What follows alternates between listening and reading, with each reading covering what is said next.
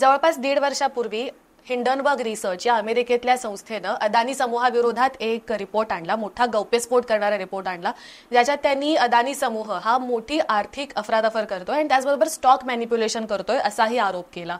त्याच्यानंतर गेल्या महिन्यातच दुसरा एक रिपोर्ट हिंडनबर्ग संस्थेनं आणलेला आहे, ज्याच्यामध्ये त्यांनी securities and exchange board of India म्हणजे सेबी या संस्थेच्या ज्या प्रमुख आहेत माधवीपुरी बुच, तर त्यांच्यावर मोठे आरोप केलेले आहेत. त्यांचे अदानी समूहाशी घनिष्ठ आर्थिक संबंध आहेत आणि कदाचित म्हणूनच त्यांनी म्हणजे सेबीनं अदानी समूहावर कारवाई केलेली नाहीये. इनफॅक्ट काही आरोपांमध्ये त्यांना क्लीन चिट सुद्धा दिलेली आहे असा आरोप करण्यात आलेला आहे. हा रिपोर्ट आल्यानंतर माधवी बुच यांच्यावर अजून अनेक आरोप समोर येत आहेत. त्यांनी अजूनही काही अनियमितता केलेल्या आहेत, भ्रष्टाचार केल्याची शक्यता आहे असे आरोप येत आहेत. तर हे सगळे आरोप नक्की काय आहे आणि त्यांचं गांभीर्य काय आहे हे आपण आजच्या इन फोकसच्या एपिसोडमध्ये समजून घेणार आहोत. नमस्कार, मी प्राजक्ता आणि या विषयावर चर्चा करण्यासाठी आज आपल्यासोबत आलेले आहेत आर्थिक विश्लेषक अजित अभ्यंकर. मला वाटतंय की हे सगळे जे आरोप येत आहेत तर मला वाटतं सगळ्यात मोठं काँग्रेसने हे उचलून धरलेलं आहे. त्यांनी प्रेस कॉन्फरन्सेस घेऊन जे काही आरोप आहेत माधवी बुच यांच्यावर तर ते एक्सप्लेन केलेले आहेत, त्याच्याबद्दल ते वारंवार चर्चा करत आहेत. तर एका विरोधी पक्षाने केलेले हे जे आरोप आहेत म्हणून ते गंभीर आहेत की नक्की काय गांभीर्य आहे आरोपांचं, आपण ह्याकडे कोणत्या दृष्टीने बघितलं पाहिजे? मला असं वाटतं की देशाच्या दृष्टीनं देशाची अर्थव्यवस्था, देशामध्ये होणारी गुंतवणूक अशा व्यापक आणि भविष्यविधी अशा दृष्टिकोनातून विचार केला तर काँग्रेसने ते आरोप केलेले आहेत का अजून कोणी केलेले आहेत का अजून कोणी पुढे आणलेले आहेत याच्यापेक्षा प्रत्यक्ष ते आरोप काय आहेत आणि त्यातलं तथ्य काय आणि त्याचं गांभीर्य काय हे पहिल्यांदा समजून घेणं आवश्यक आहे. आणि या अर्थाने जर विचार केला तर तुझी आता म्हणालीस की माधवी बुच या कोणी एक सरकारी नोकर नाही आहेत, एक सामान्य कोणी असा IAS ऑफिसर असतो किंवा एखादा कोणीतरी इंडस्ट्रियलिस्ट असतो अशी व्यक्ती नाहीयेत. तर माधवी बुच या securities exchange board of India म्हणजे सेबी म्हणजेच भारतामधला जो सगळा भांडवल बाजार आहे, रोखे शेअर्स यांचा जो बाजार आहे त्याचं नियमन करणारी कायद्याने स्थापित आणि त्याचे सर्वाधिकार असलेली जी संस्था आहे त्या सर्वाधिकारी नियामक संस्थेच्या त्या अध्यक्ष आहेत. आणि ही जी संस्था आहे त्या संस्थेचं महत्व आणि त्याचं स्वरूप आणि त्यांच्या अध्यक्ष म्हणून असलेल्या जबाबदाऱ्या हे आपण जर समजावून घेतलं नाही तर या आरोपांचं गांभीर्य आपल्याला समजणार नाही. आणि म्हणून सगळ्यात पहिल्यांदा ते आरोप बरोबर आहेत का, नेमके त्याच्यात तथ्य काय आहे किंवा ते नेमके काय आहेत त्याच्याकडे आपण जाऊच या. पण मला असं वाटतं की सेबी बद्दल आपण सगळ्यात पहिल्यांदा समजावून घेणं बरोबर ठरेल. तर SEBI securities exchange board of India ही 1992 साली जो कायदा याबाबतचा झाला, याच कायदा म्हणजे securities exchange board act of India या कायद्याने ती स्थापित झालेली संस्था आहे. ते वर्ष लक्षात घ्या, खूप महत्वाचं आहे. हर्षद मेहता हे शतकामध्ये गाजलेली जी एक स्टॉक स्कॅमची अशी एक मोठी केस किंवा प्रकरण आहे, त्या प्रकरणाच्या पासून धडा घेऊन, बोध घेऊन किंवा धसका घेऊन अत्यंत आवश्यक गोष्ट झाली की एका बाजूला भारताचा वित्त बाजार किंवा भारताचा भांडवल बाजार हा जागतिक सगळ्या गुंतवणुकीसाठी खुला केला जात होता. त्यावेळेला अशा प्रकारची एक हर्षद मेहता सारखी केस होणं त्याच्यामुळे भारतातल्या सगळ्याच भांडवल बाजाराबद्दल एक प्रश्नचिन्ह उभं राहू शकत होतं.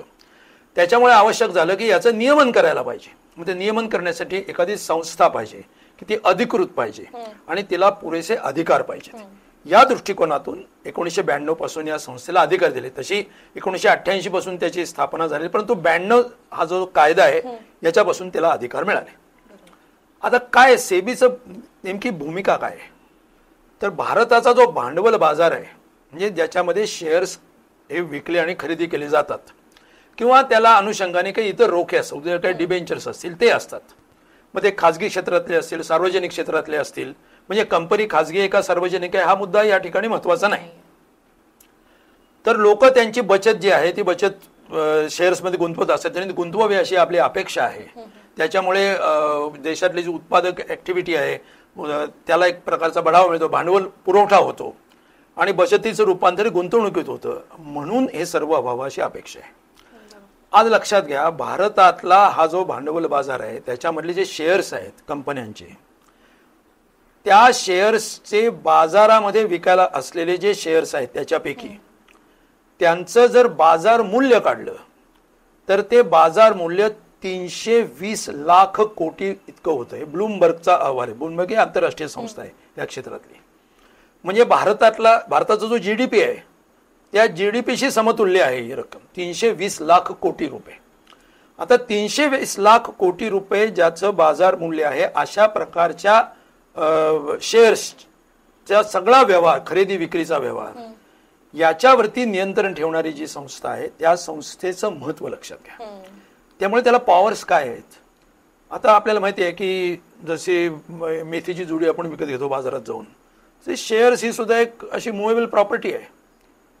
पण मग मेथीची जुडी आणि शेअर याच्यात फरक काय नेमका, तर वाटेल ते शेअर स्टॉक मार्केटवरती विकता येत नाहीत. कुठल्याही कंपनीचे शेअर्स विकता येत नाही, ते कंपनीचं लिस्टिंग करावं लागतं.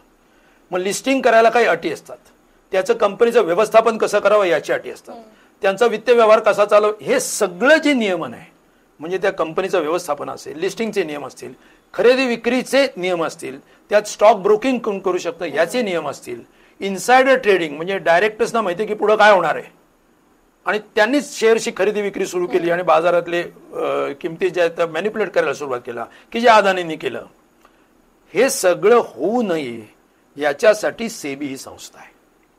याचे नियम बनवण्याचे त्यांना अधिकार आहेत. आता त्याला पायाभूत असे काही सिक्युरिटीज कॉन्ट्रॅक्ट ऍक्ट म्हणून आहे, डिपॉझिटरीज ऍक्ट म्हणून आहे, ते काही त्यांना सपोर्टिंग असे इन्स्टिट्यूशन्स आहेत, तर त्याला मदतकारक ठरतात. परंतु मुख्य सेबी ही त्याची सगळ्यात प्रमुख संस्था आहे. तर सेबीचं मी फार आपण खोलात नको जायला, पण एक लक्षात घ्या की त्या सेबीला लेजिस्लेटिव्ह पॉवर्स आहेत काही प्रमाणामध्ये, काही नियम करण्याचे अधिकार आहेत. तिला क्वासी ज्युडिशियल पॉवर्स आहेत.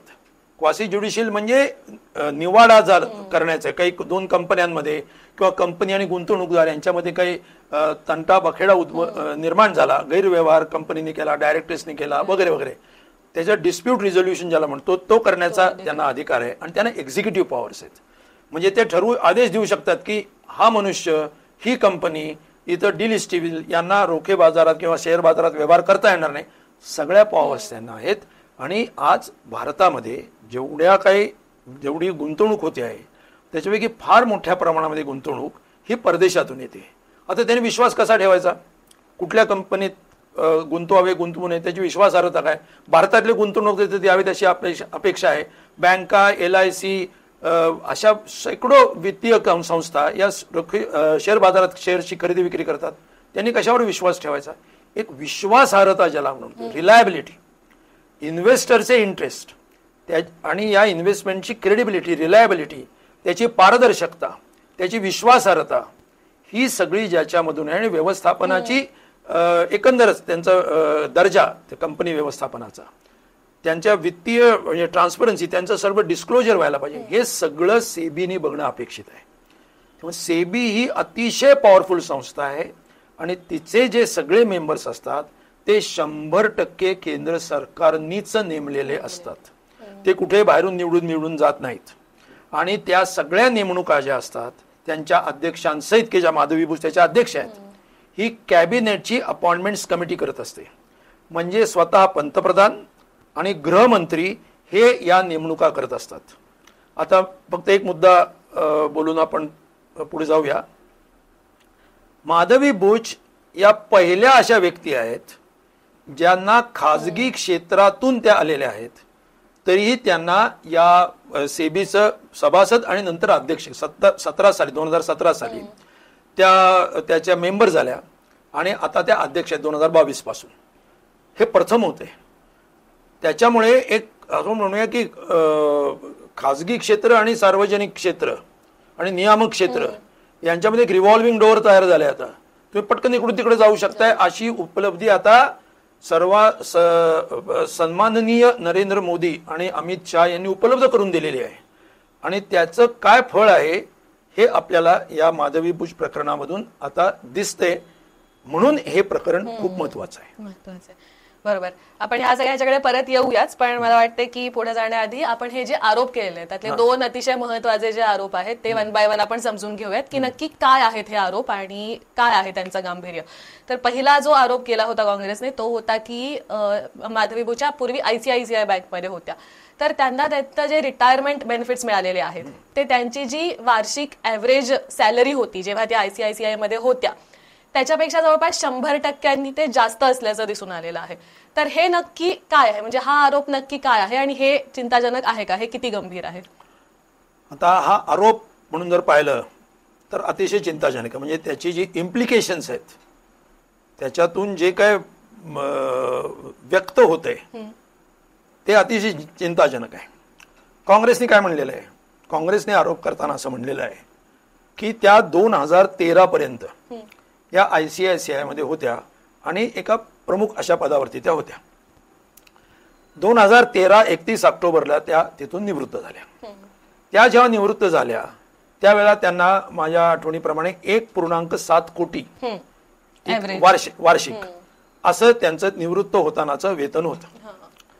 आणि निवृत्तीनंतर विशेषतः 17 ते 21 जेव्हा सेबीमध्ये जेव्हा 17 सालापासून त्या सेबीमध्ये सभासद म्हणून आल्या आणि 22 सालापासून त्या अध्यक्ष आहेत.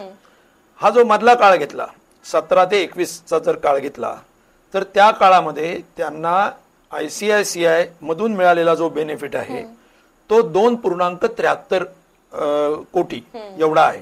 काय फिगर थोडी कमी जास्त असू शकेल पण या रेंजमध्ये तो आहे. म्हणजे जवळजवळ दुप्पट ज्याला म्हणता येईल हा ऑलमोस्ट हा एवढा त्यांना बेनिफिट आहे. आता प्रश्न काँग्रेसने असा उपस्थित केलेला आहे की तुम्हाला पगार एक मिळतो आणि त्याच्यानंतर 2-3 वर्षात तुम्हाला जो रिटायरमेंट म्हणून जो काय फायदा मिळतोय तो तुम्हाला त्याच्या दुपटीपेक्षा जास्ती आहे. हे कुठल्या नियमात बसतं? आता हे बरोबर आहे का? हा आरोप बरोबर आहे का आणि तो गंभीर आहे? त्याच्यातली सत्यता काय हे जरा थोडं तांत्रिकतेमध्ये जाऊन आपण तपासून पाहिलं पाहिजे. काँग्रेसने जो आरोप केलेला आहे तो आरोप हा त्यांच्या इन्कम टॅक्स रिटर्नच्या आधारावरती केलेला आहे. आणि इन्कम टॅक्स रिटर्न जे असतं त्याच्यामध्ये तुम्हाला कशा कशातून उत्पन्न मिळालं याचे हेड्स ठरलेले आहेत. म्हणजे तुम्हाला सॅलरी पेन्शन याच्यातून काही उत्पन्न मिळालं का एक आहे. इन्कम फ्रॉम बिझनेस आणि प्रोफेशन हा एक हेड आहे. इन्कम फ्रॉम हाऊस प्रॉपर्टी हा एक हेड आहे आणि अदर सोर्सेस हा एक हेड आहे. अर्थात कॅपिटल गेन्स हा पण एक हेड आहे. आता याच्यामध्ये त्यांना जे मिळालेले पैसे आहेत ICICI बँकेकडून ते सॅलरी आणि पेन्शन या हेडिंग खाली बसतात. त्यामुळे काँग्रेसने सांगितलं की त्यांना सॅलरी, कधी त्यांनी सॅलरी म्हणलं कधी पेन्शन म्हणलं, या स्वरूपात त्यांना एवढे पैसे मिळाले की जे त्यांच्या वेतनापेक्षा जास्ती होते. आता याच्यात बरोबर काय आहे? याच्यात बरोबर ही गोष्ट आहे की ICICIच्या कडून त्यांना मिळालेला बेनिफिट निश्चितपणे हा आहे, परंतु तो कुठल्या स्वरूपात आहे याच्याबद्दल जो काँग्रेसने शब्द वापरलेला आहे तो थोडा दुरुस्त करायला पाहिजे. त्यांना जो बेनिफिट मिळालेला आहे तो इसॉप ज्याला म्हणतात, एम्प्लॉईज स्टॉक ओनरशिप प्लॅन, म्हणजे इसॉप ESOP, ESOPच्या मार्फत मिळालेलं आहे. म्हणजे काय ESOP म्हणजे बऱ्याच लोकांना माहित नाही, ते जर आपण समजावून घेऊ. ESOP म्हणजे असं की बऱ्याच कंपन्या हल्ली विशेषतः त्यांचे जे वरच्या पातळीचे व्यवस्थापनातले जे कर्मचारी असतात त्यांच्यासाठी ही पद्धती वापरतात. आता त्यांच्यासाठीच का वापरतात, खालच्यांसाठी का वापरतात, हा चर्चेचा वेगळा विषय, तो आता आपण त्याच्याबद्दल चर्चा करायला नको. तो ती पद्धती अशी आहे की तुम्ही ज्या कंपनीमध्ये नोकरी करता त्या कंपनी तुम्ही जर चांगलं काम केलं तर त्या कंपनीच्या शेअर्सच्या किमती बाजारामध्ये वाढत जातात. त्याच्यामुळे मग तुम्हाला ते शेअर्स खरेदी करण्याचा एक ऑप्शन हा दिला जातो. म्हणजे एका अर्थाने काय होतं, तुम्ही त्या कंपनीचे मालक होण्याच्यासाठीचा तो मालक शब्दशः नाही, परंतु त्या दिशेने जाण्यासाठी तुम्हाला एक रस्ता दिला जातो, अशा एक भावना तयार होते. दुसरं असं की ती कंपनी चांगली चालली तर तिचे शेअर प्राइसेस वाढणार, म्हणजे तुम्ही ती कंपनी चांगलं चालण्यासाठी एक तुम्हाला उत्तेजन किंवा प्रोत्साहन आहे असंही त्याचा अर्थ होतो. आता या इसॉप जे असतात त्या इसॉपचं नेमकी त्याची कार्यप्रणाली कशी आहे ती बघितली पाहिजे आपण. कारण ती बघितल्याशिवाय माधवी बुच यांनी या व्यवहारामध्ये नेमकं गैर काय केलेलं हे पुढे येणार नाही. आणि कदाचित मी अधिक स्पष्ट अशासाठी करतोय की माधवी बुच या अशा निसटून जाण्याची शक्यता आहे, त्यांच्या गैरव्यवहारापासून तो त्यांनी नक्की केलेला आहे, त्या अशा की सॅलरी आणि पेन्शन मध्ये हे इसॉप बसत नाहीत. त्याच्यामुळे आम्ही दिलेला इसॉपचा बेनिफिट आहे जे ICICI स्पष्टीकरणामध्ये म्हणलेलं आहे. त्याच्यामुळे काँग्रेसचा आरोप चुकीचा आहे. त्याच्यामुळे हे सगळे चुकीचे आहे. माधवी बुच कशा स्वच्छ आणि एकदम पारदर्शक आहेत असा भास त्याच्यामधून निर्माण होऊ शकतो. तो होऊ नये याच्यासाठी हे स्पष्टीकरण मी सांगतोय. कारण तपशिलात जाऊन जर पाहिलं नाही तर कदाचित असे निसटू शकतील आणि ते निसटणं अत्यंत देशाच्या दृष्टीने धोकादायक आहे. तर इसॉप कसा वर्क होतो, तर इसॉप याचा अर्थ असा की कंपनीचे जे शेअर्स आहेत ते तुम्हाला अलॉट केले जातात, म्हणजे तुम्हाला तुमच्या नावे ते दिले जातात. तो ऑप्शन म्हणजे सवलतीच्या किमतीत दिले जातात किंवा चक्क तुम्हाला तसेच दिले जातात. त्याच्यात दोन्हीपैकी काही असू शकतं. आता इसॉप हा तुम्हाला ऑप्शन आहे, एक ऑप्शन आहे. तो तुम्ही एक्झरसाइज करायचा म्हणजे केव्हा करायचा हे तुम्ही ठरवू शकता. म्हणजे समजा अशी कल्पना करा की मी एखाद्या कंपनीत नोकरी करतोय, मला कंपनी एक इसॉपचा ऑप्शन दिला, तर त्याचे आता मी सगळ्या नियमात जात नाही, पण असं पण होणार की मला एक ऑप्शन दिलेला आहे कारण मी तो येत्या 3 वर्षात कधी एक्झरसाइज करू शकतो. म्हणजे मी काय करायचं नेमकं, तर म्हणजे मी असं करायचं, मी असं ठरवलं की ठीक आहे आता मला वाटलं की कंपनी शेअरच्या प्राइसेस वगैरे मी अँटिसिपेट करतो की किती वाढतील, आता किती आहेत, पुढे वाढतील का आता सगळ्यात कमी आहेत, आता खूपच वाढलेले आहेत, मग आता नको, असं काहीतरी मी त्याच्यात ठरवतो. आणि मग मी ठरवतो की yes this is the right time, आता माझी काय जजमेंट्स असतील ते असू देत. आणि मग मी कंपनीला म्हणतो yes I am exercising the choice today, I am pressing the button today. मग त्या दिवशी काय होतं, तर त्या दिवशी कंपनी म्हणते की तुम्हाला 100 शेअर्सचा मी समजा ऑप्शन दिलेला आहे at this price, market price समजा काही असेल, मार्केट प्राइस 500 रुपये त्या दिवशीची, आणि कंपनीने मला ऑलरेडी ऑप्शन दिलं की तुम्ही 100 रुपयाला हा ऑप्शन एक्झरसाइज करू शकता.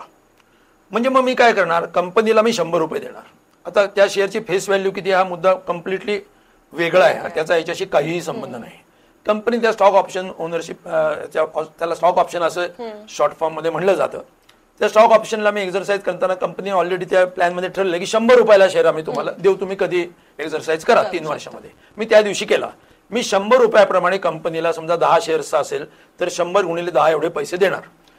मी ते लगेच विकूही शकतो, आणि लगेच विकूच कसे शकतो, तर मी कंपनीला सांगतो की this is the purchase price, now I want to sell it immediately. त्या दिवशी त्याची प्राइस मी सांगितलं 500 रुपये, तर मला त्याचा डिफरन्शियल म्हणजे 400 रुपये डायरेक्टली माझ्या अकाउंटला मिळतील. म्हणजे 400 रुपयाचा जो बेनिफिट आहे हा बेनिफिट मला एम्प्लॉई स्टॉक ऑप्शन मी एक्झरसाइज केल्यामुळे मला मिळाला. मी असंही ठरवू शकतो की मला काय ते विकायचे वगैरे काय नाही, ते माझ्याकडे ठेवायचे, I will retain the shares आणि they will carry them forward.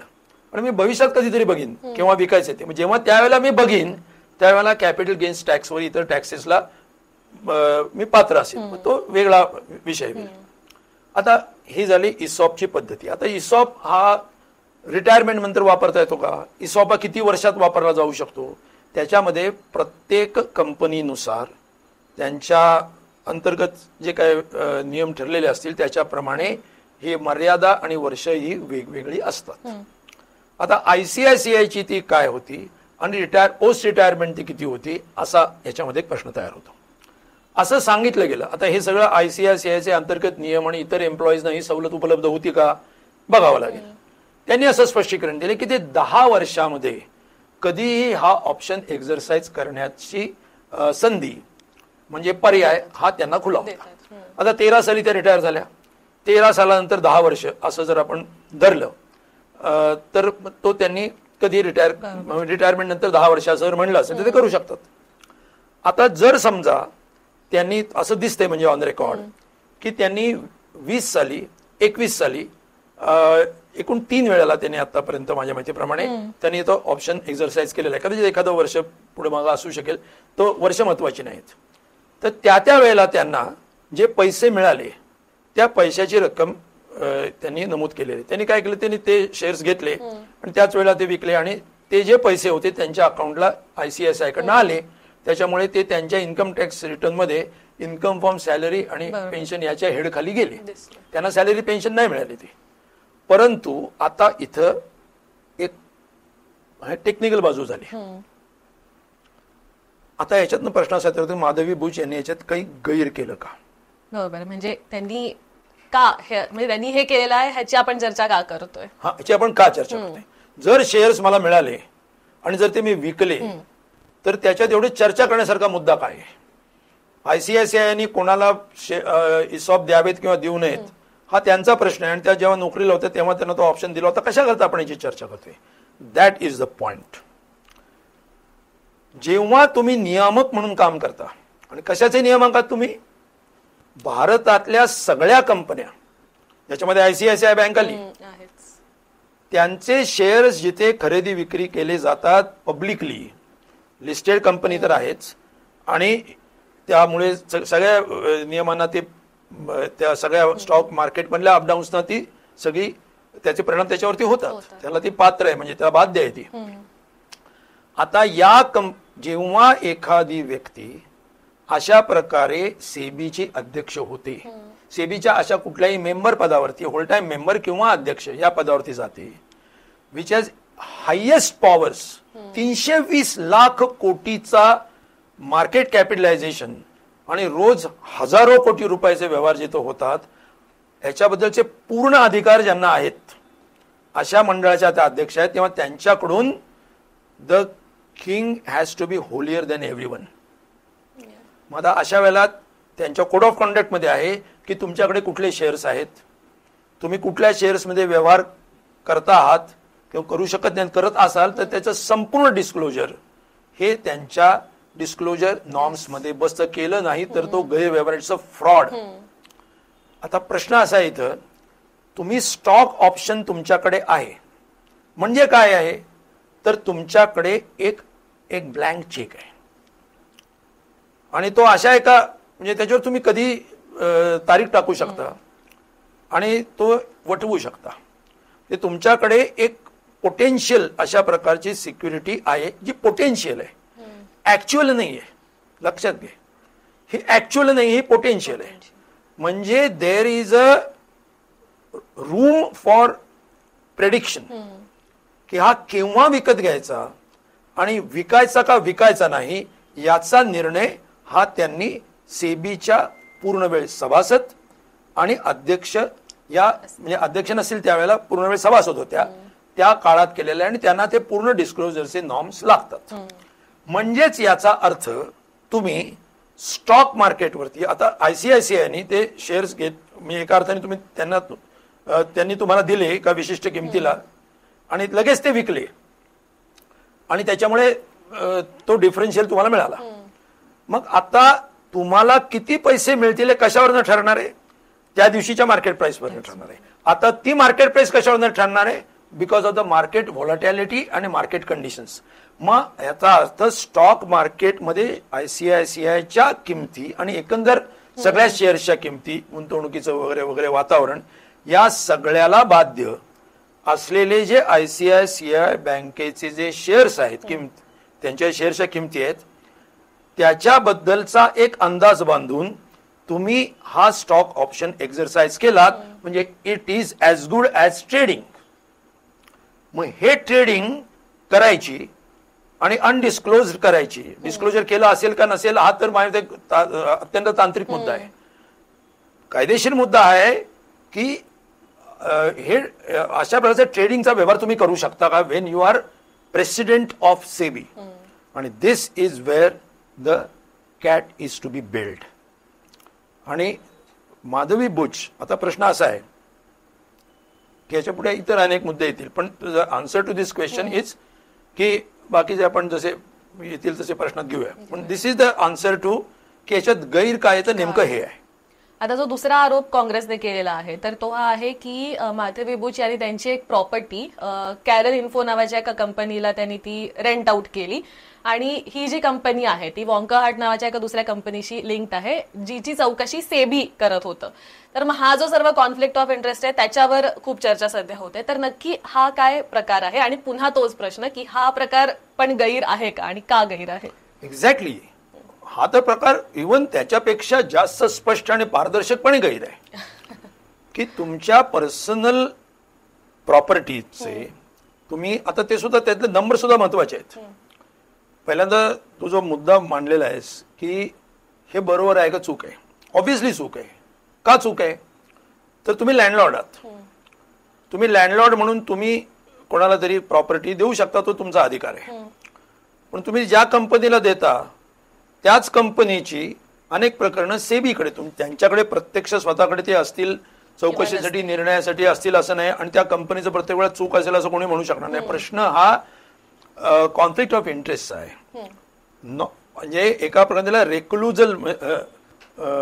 रेक्लुजल ज्याला म्हणतात, की रेक्ल्यूज करणं, की मी याच्यापासून अलिप्त राहतो, ही अत्यंत आवश्यक गोष्ट आहे. कारण उद्या या कंपनीची, मला वाटतं वोखाट कंपनी, ते वोखाट कंपनीची उपकंपनी असलेली ती काय तिचं नाव, कॅरल इन्फो. आता सबसिडियरी म्हणल्यानंतर ऑब्व्हियसली होल्डिंग कंपनी जी आहे तिचं डायरेक्ट इंटरेस्ट येतात, तेव्हा तिच्याशी तुम्ही एक लँडलॉर्ड म्हणून व्यवहार करता, आणि तीच तुमची समोर तुम्हाला माहिती आहे की सुप्रीम कोर्टमध्ये किंवा कुठल्याही कोर्टामध्ये जर माझ्या समोर एखादा माझा नातेवाईक किंवा मित्र हा जर आरोपी म्हणून, आरोपी सुद्धा प्लेंटिफ किंवा डिफेंडंट म्हणून, म्हणजे सिव्हिल मॅटरमध्ये सुद्धा जरी आला तरी सुद्धा अशी प्रथा आहे आणि असं आवश्यक आहे की जो न्यायाधीश असतो त्यांनी ते प्रकरण चालवू नये. आता इथं तर जे अधिकार आहेत ते इतके व्यापक अधिकार आहेत, त्या कंपन्यांच्या सगळ्या, मगाशीच 2-3 वेळा मी म्हणलं की अतिप्रचंड अतिशय व्यापक अधिकार आहेत, आणि त्याच्या विरुद्ध चॅलेंज हा फक्त डायरेक्ट सुप्रीम कोर्टातच होऊ शकतो, म्हणजे आधी कुठे होत नाही. अशा प्रकारचे अधिकार असताना तुम्ही ते चालू राहतात, ते डिस्क्लोज करत नाही, ही गंभीर गोष्ट आहे एक. आणि त्याच्यातला थोडासा आशयाचा जर भाग पाहिला, माझ्या मते त्यांना 16-17 या वर्षामध्ये, कदाचित एखादं वर्ष पुढे मागं असू शकेल, समजा 16-17 या वर्षात त्यांना 7 लाख रुपये भाडं मिळालं, तर त्यांना पुढच्या वर्षामध्ये 46 लाख रुपये भाडं त्याच प्रॉपर्टीसाठी मिळालेलं आहे. It's very interesting, extremely interesting आणि एक्स्ट्रीमली सरप्राइझिंग ऑल्सो. आणि खरोखर माधवी बुच या भाग्यवानच म्हणल्या पाहिजे की त्यांना एक प्रॉपर्टी अशी सापडते की तिच्यामध्ये अचानक सोनं 39 लाख रुपयाचं सोनं जवळजवळ सापडतं, आणि त्या कंपनीला हे योग्य वाटतं की त्यांनी एवढं भाडं त्यांना द्यावं, आणि दुसरी जागा त्यांना मिळत नाही म्हणून बहुतेक सोनंच त्याच्यात सापडलेलं असेल त्यांना. तर जागेत सापडलं का माधवी बुच यांच्या निर्णयात सापडलं, हा खरा वादाचा प्रश्न होऊ शकेल. हा अतिशय महत्वाचा मुद्दा आहे, आणि यालाच म्हणतात एक म्हणजे इन्कम टॅक्समध्ये एक टर्म वापरली जाते, ती मी जरा या ठिकाणी मुद्दाम सांगतो. याच प्रकाराला, म्हणजे कॉन्टेक्स्ट वेगळा आहे परंतु त्यातली कन्सेप्ट, त्यातली संकल्पना तीच आहे.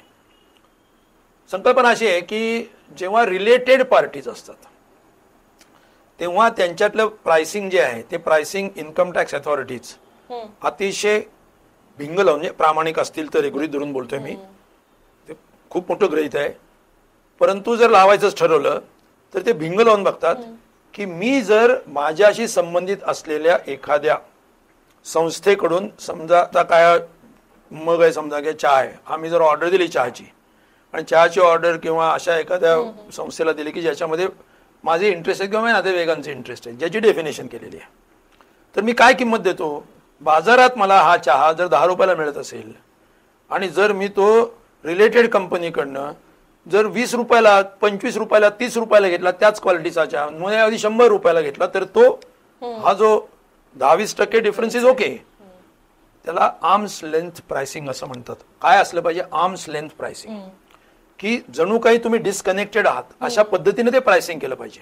आता इथं हा नियम ऑब्व्हियसली लावला पाहिजे की वोकाड या कंपनीला किंवा ते जी त्यांची सबसिडियरी कंपनी आहे त्या सबसिडियरी कंपनीने एकूण 7 लाखावरनं 46 लाख रुपये भाडं दिलं, तेव्हा प्राइसिंगचा कुठला नॉर्म लावला एक. आणि त्याच्या पुढचा प्रश्न असाही आहे की त्यांचे अकाउंट ज्यांनी ऑडिट केले त्यांनी हा प्रश्न विचारला का की व्हॉट इज दिस प्राइसिंग. 7 लाखाला जी प्रॉपर्टी तुम्ही रेंट केली ती पुढच्या वर्षी 46 लाख रुपयाला होते. बरं, कोणी म्हणले की नाही ती 7 लाख कदाचित पूर्ण वर्षासाठी नव्हती. बरं ठीक आहे, पुढचे काढा तुम्ही.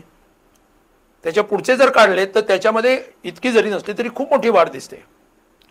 तेव्हा it's a question of not only ethics, it's a question of norm, disclosure norm and norm for the conduct of business or business relations किंवा प्रोफेशनल रिलेशन्स.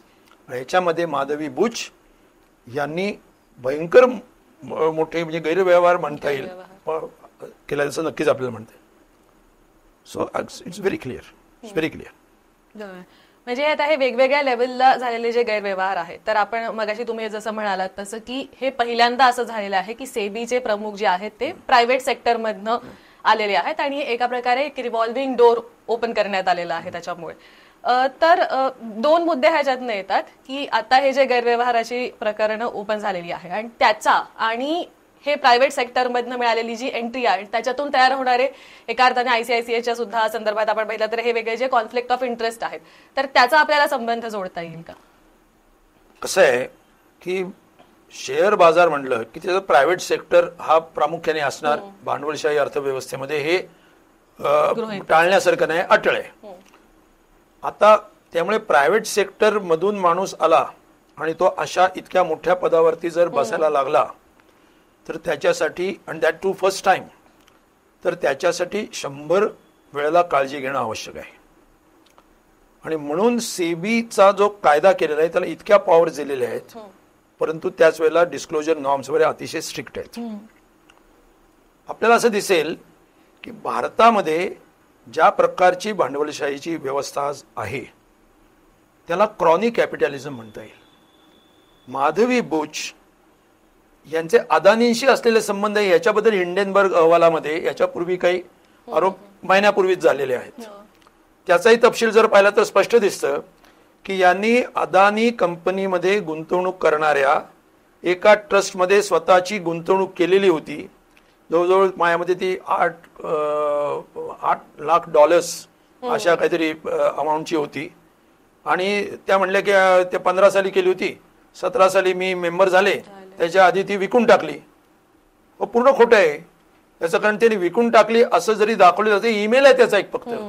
आणि त्यांनी काय केलं, तो धवल बुच यांनी ईमेल पाठवला की माधवी बुच यांचं नाव त्या जॉईंट ओनरशिप मधून काढून टाका. Very surprising. दुसऱ्याचं नाव काढून टाका असं पहिला माणूस कसं काय सांगू शकतो? बरं तिथं झालं. नंतर या जेव्हा मेंबर झाल्या 17 साली त्यावेळेला त्यांनी ते विकले. कोणी विकले? माधवी बुच यांनी आपल्या सहीने विकण्याचा आदेश दिला की ज्याच्यामध्ये त्यांचा आता हिस्सा नाही असं आधी धवल बुच यांनी कळवलेलं आहे आणि ते एक्झिक्यूट झालेलं आहे असा त्यांचा दावा आहे. त्या मेंबर झाल्यानंतर माझ्या मते 18 वगैरे अशा साली वर्ष मला आठवत नाही, पण क्लिअरली त्या मेंबर झाल्यानंतर 100% त्यात विकतात. म्हणजे अदानींचे असलेले त्यांचे जे कनेक्शन्स आहेत हे म्हणजे प्रायव्हेट आणि पब्लिक सेक्टरचं जे कनेक्शन आहे हे अत्यंत अगदी क्लिअर आहे. क्रॉनिक कॅपिटॅलिझम आहे आणि माधवी बुच या त्याच्या प्रतीक आहेत. नरेंद्र मोदी आणि शहा आणि भाजपा यांचं जे सरकार 2014 साली आलं याच्यामधून आपण क्रॉनिक कॅपिटॅलिझमच्या एका नव्या अवस्थेत प्रवास केलेला आहे. क्रॉनिक कॅपिटॅलिझम म्हणजे मित्र परिवाराची भांडवलशाही. आता यात परिवाराचे जे काय अर्थ या सध्याच्या सरकारात होतील ते होतीलच, ते आहेतच. म्हणजे ही पाईपलाईन आहे, अदानी एक पाईपलाईन आहे आणि माधवी बुच या पाईपलाईनच्या एक अशा अनेक पाईपलाईन्स आहेत त्याच्या रखवालदार म्हणून त्या तिथं आलेल्या आहेत असं स्पष्ट दिसतं. अनेक गोष्टी सांगता येतील. आता उदाहरणार्थ अदानी यांचे जे पूर्वीचे व्यवहार आहेत 2014 पर्यंतचे त्याच्या विरुद्ध चौकशा, म्हणजे काँग्रेसच्या काळात भ्रष्टाचार होत नव्हता का? होत होता. कोल स्कॅमचा होता, हर्षद मेहताचा झालेला होता, केतन पारेखचा झाला. पण केतन पारेखच्या घोटाळ्यात कोण होतं? अदानी होते मुख्य बेनिफिशियरी. कोल घोटाळा झाला त्याच्यामधले मुख्य बेनिफिशियरी कोण होते? संतोष हेगडेंचा रिपोर्ट आहे कर्नाटक मधला. त्यांना म्हणजे केतन पारेखच्या प्रकरणात त्यांना 388 कोटी रुपयाचा लाभ झाला. या कोल जास्त खनन करायचं याच्यामध्ये एवढा लाभ झाला. हे सगळे पुढे आणले त्यावेळेला काँग्रेसचं कुठचं, म्हणजे भ्रष्टाचाराचं मी संरक्षण करत नाही, काँग्रेसची वकिली करत नाही, परंतु त्या काळात त्यांच्या मागे काँग्रेसचं सरकार चौकशी थांबवा किंवा चौकशी करणारे देशद्रोही आहेत म्हणून उभे राहिले नाहीत. त्यांच्यावरती खटले झाले. जसे मोदी सत्तेवरती आले त्याच्यानंतर वीज मंडळांना जास्ती दराने कोल पुरवला असेल किंवा हिरे व्यापारातला घोटाळा असेल, जे अदानींचं बीज भांडवल ज्याच्यातनं गोळा झालं, हे सगळी प्रकरणं ही झाकून टाकायची किंवा राईट ऑफ म्हणजे कोर्टातूनच ते नष्ट होतील अशा प्रकारचे निकाल मिळवायचे. त्याच्यासाठी काय आवश्यक असेल त्या गोष्टी सगळ्याच पातळीवरती करायच्या. त्या सगळ्या पातळ्यांची मी नावं काही कारणास्तव घेऊ शकत नाही फॉर ऑब्व्हियस रिझन्स, पण त्याच्यामध्ये सगळ्या पातळ्या आहेत आणि त्या सगळ्या पातळ्यांवरती हे मॅनेज करायचं अशी प्रकरणाच्या प्रकरण तुम्हाला दाखवता येतील. परंतु इतके दिवस निदान परदेशी गुंतवणूक होते, त्यांच्यासमोर भारताचा क्लीन चेहरा गेला पाहिजे. निदान तुम्ही इथं लाखो कोटी रुपये गुंतवतात आणि अपेक्षा करतोय त्याचा आम्ही मोठं डिडिंब वाजवतोय त्याच्यासाठी तरी इथली नियामक यंत्रणा स्वच्छ आणि पारदर्शक असेल अशा प्रकारची गरज यांना वाटत होती असं आपल्याला वाटत होतं. पण हा क्रॉनिक कॅपिटलिझम अशा अवस्थेला पोहोचलेला आहे आणि माधवी बुश त्याच्या प्रतीक आहेत की आम्हाला आता सेबीची यंत्रणा सुद्धा याच्यापासून दूर ठेवायची नाही. ईडी तर गेलीच, एन्फोर्समेंट डायरेक्टोरेट हे भाजपचं कार्यालय आहे. भाजपने सांगायचं की यांच्या विरुद्ध काहीतरी शोधून काढून लावा. भाजपमध्ये तो आला की त्यांनी सांगायचं यांच्या विरुद्धचं काढून टाका. महाराष्ट्रामध्ये अशी यादीची यादी आहे, देशामध्ये अशी यादीची यादी आहे. इन्कम टॅक्स बद्दलचं तेच आहे, सीबीआय बद्दलचं तेच आहे. पाळीव पोपट असं त्यांचे चीफ काँग्रेसच्या काळात म्हणले होते. आता पाळीव पोपट नाही, आता यांच्या खिशातलं पेन आहे सीबीआय, म्हणजे भाजपच्या नरेंद्र मोदींच्या अमित शहाच्या खिशातलं. तर माधवी बुच जे आहेत या माधवी बुच याचं प्रतीक बनलेले आहेत आणि माझी अशी खात्री आहे की येत्या काळामध्ये जर या माधवी बुच आणि या प्रवृत्तींना आणि खाजगी क्षेत्राचा पब्लिक सेक्टरवरती अशा नियामक यंत्रणावरती, पब्लिक सेक्टर सोडून द्या, ते तर कचऱ्याच्या किमतीने विकायला त्यांनी सुरुवात केलीच आहे. जर यांनी याच्याबद्दलची काळजी घेतली नाही, किमान याच्याबद्दलची घेतली नाही, तर भारतामध्ये येणारी जी परदेशी गुंतवणूक आहे ही चांगली आहे, त्याचे परिणाम चांगले आहेत वाईट आहेत, तो स्वतंत्र चर्चेचा मुद्दा आहे. पण ज्याच्यामुळे भारताच्या परकीय चलनाचं मूल्य परकीय फॉरेन मार्केटमध्ये चलन बाजारात थोडंफार टिकून आहे, त्याचं कारण हे स्टॉक मार्केटवरती फंड्स येतात म्हणून. ते जर बंद झाले आणि त्याची विश्वासार्हता जर संपली तर माझ्या मते भारतामधल्या भांडवल बाजारावरती, एकंदर सिक्युरिटी मार्केटवरती याचे भीषण परिणाम होतील. ही कीड आहे, ही कीड वेळेवरतीच थोपवली पाहिजे, ती दूर केली पाहिजे. आणि माधवी बुच हे त्याचं सुदैवाने लक्षण आहे असं आपण म्हणूया. आणि याचं इतरही अनेक गोष्टी दिसत आहेत. आता तुला माहिती आहे की आता परवा तिथले कर्मचारी उठले, 1000 ऑफिसर्स, एवढा प्रचंड स्टाफ आहे त्यांच्याकडे आणि एवढ्या पॉवर्स आहेत त्यांना. ते म्हणतात की इथं आम्हाला शिव्या देऊन बोललं जातं. का बरं बोललं जातं? ही मस्ती कुठनं येते? याचं कारण आपण इथं कुठेही देणं लागत नाहीये. आणि एक्झॅक्टली हेच मोदींना लॅटरल एंट्री इन IAS मधनं करायचंय. याच नोटवर शेवटचा प्रश्न असा सर की आता हे सगळे जे झालेले तर ह्या चर्चा आता जोरदारपणे सुरू आहेत आणि कुठेतरी हा प्रश्न विचारला जातोय की यावर पुढे काय करणार आहे. नुकत्याच काही बातम्या येत आहेत की पार्लमेंटरी पॅनल कडून कदाचित ह्याची चौकशी होईल, कदाचित या महिन्याच्या शेवटी माधवी बुच यांना बोलावलं जाईल. तर ह्याची प्रोसिजर पुढे काय असली पाहिजे किंवा काय असावी की ह्या सगळ्या गोष्टीची आता कसं डील केलं गेलं पाहिजे?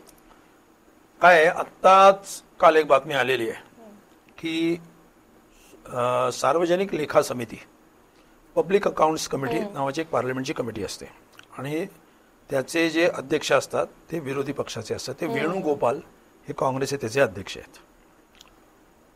त्यांनी जी मीटिंग बोलवली आहे त्याची जी कार्यक्रम पत्रिका त्यांनी ठेवली आहे त्याच्यामध्ये सेबीच्या कार्याची तपासणी किंवा त्याचं मूल्यमापन असा एक त्याने अजेंडा ठेवला आहे.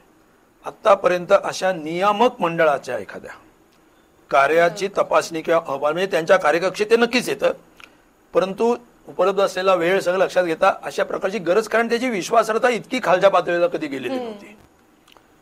ती इतक्या खालच्या पातळीला गेलेली आहे की अदानींच्या शेअरची किंमत 819% 3 वर्षात वाढते, तरी माधवी बुच यांच्या कान डोळे बंद असतात. तोंड तर बंदच आहे परंतु कान डोळे बंद होते. त्याच्यामुळे या सगळ्याबद्दलच त्यांनी एक कमिटी, त्या कमिटी समोर त्यांना बहुतेक बोलवलं जाईल.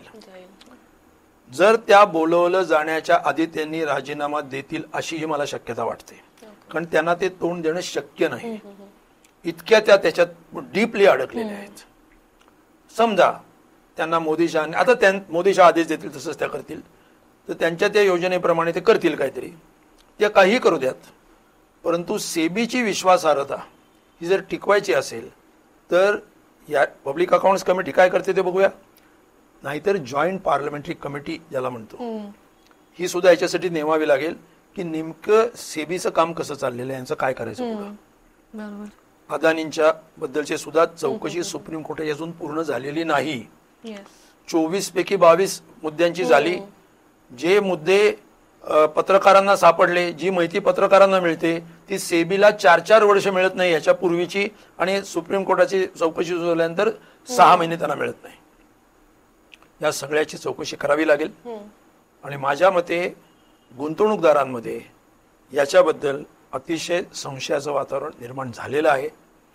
केवळ मोदी या प्रतिमेवरती आणि त्यांच्या अंधभक्तीवरती आंतरराष्ट्रीय गुंतवणूकदार काम करतील हा भ्रम इथल्या अंधभक्तांना कदाचित असू शकतो, परंतु तो फार काळ टिकणार नाही.